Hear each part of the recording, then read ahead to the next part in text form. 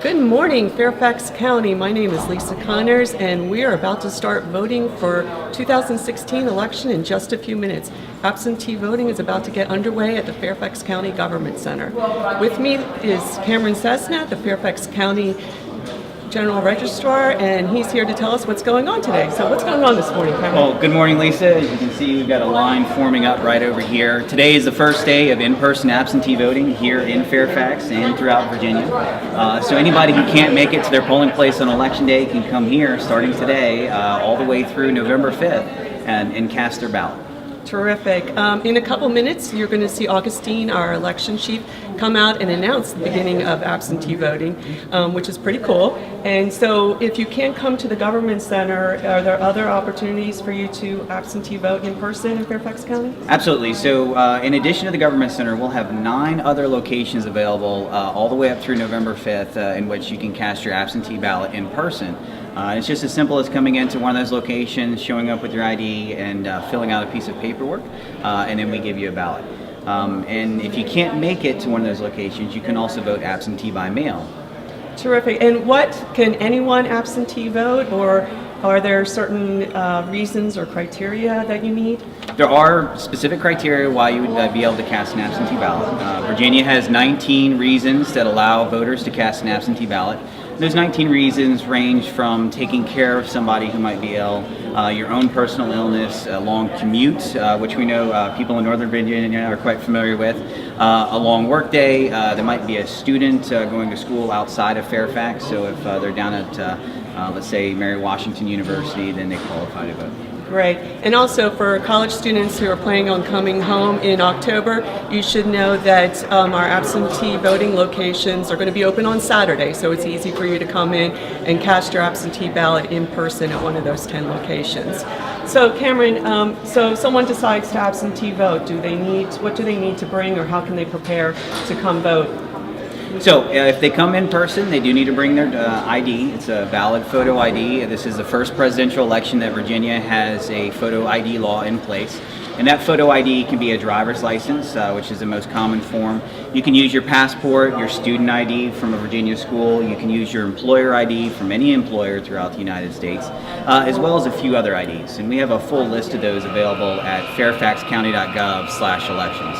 Great. And so are there any other preparations that I could take to vote? I'm registered. I registered 6 years ago. Do I need to do anything else before I come to vote? Yeah, so you want to check your voter registration status and make sure. Is now open.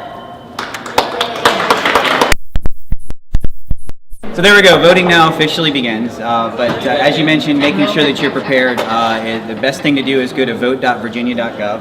And you can look at your voter registration status. You can also call our office and check to see if you're currently registered or if there might be something precluding you from actually voting efficiently. So.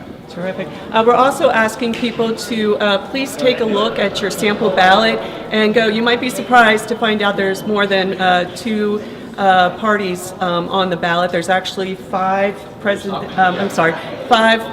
on the ballot, as well as can you explain some more? Yep, so in addition to the 2 folks that have most of the media attention, we do have the Libertarian Party and the Green Party. In addition to that, there is a independent candidate running for president.